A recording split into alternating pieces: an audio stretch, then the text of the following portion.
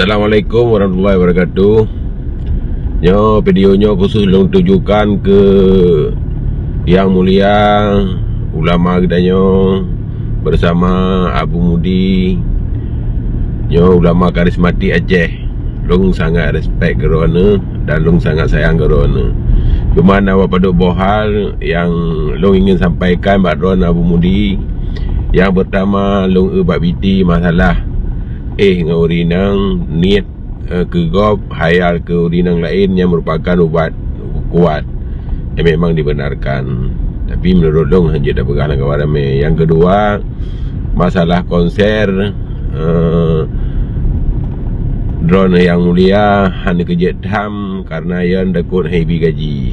Yang sebenarnya happy yang salah dah pegang media karena untuk menegakkan syariat, untuk menegakkan jalan yang guyur oleh Allah. Yang hanya dah pesawat dengan ibi gaji. Nah, sabote dong PT lewat baru masalah Abu Karibasi, masalah sidik partnya sangat menonjol menurut dong Abu.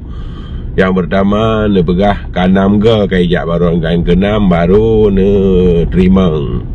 Man salah drone kan ya kusuk ulai nya ne begah bak PT yang lewat balung baik dah salah lu.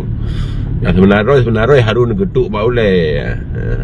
Yang mono Abu lo fikir kita yang sama manusia, ada ulama pinjam manusia.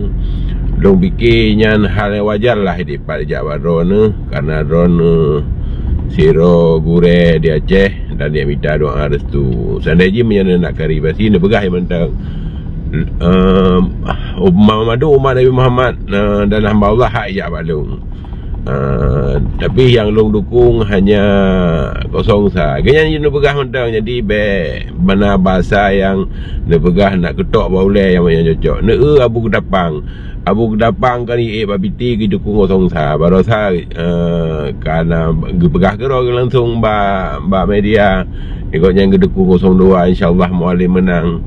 Dan hana gebubruk kosong sah. Yang ikan ulama-ulama yang beradab, yang etika dalam berpolitik. Nyokal don pegah ron hana beradab kan hana gore. Lo tetap respect keron, lo tetap hormati keron. Ron mantang lo anggap siro ulama karismatik Aceh. Semoga ron bersehat, walafiat, berselamat, iman dunia akhirat. Laganya mentang yang lung saran ada jin ke benali laganya nyoy tayo karena dia memandum manusia tidak luput dengan dosa. Yang hantam salah malaikat, yang hantam butoi syaitan, kita yang manusia madum na salah na butoi. Laganya nggure yang lung ingin sampaikan yang salah dulu kemah. Assalamualaikum warahmatullahi wabarakatuh.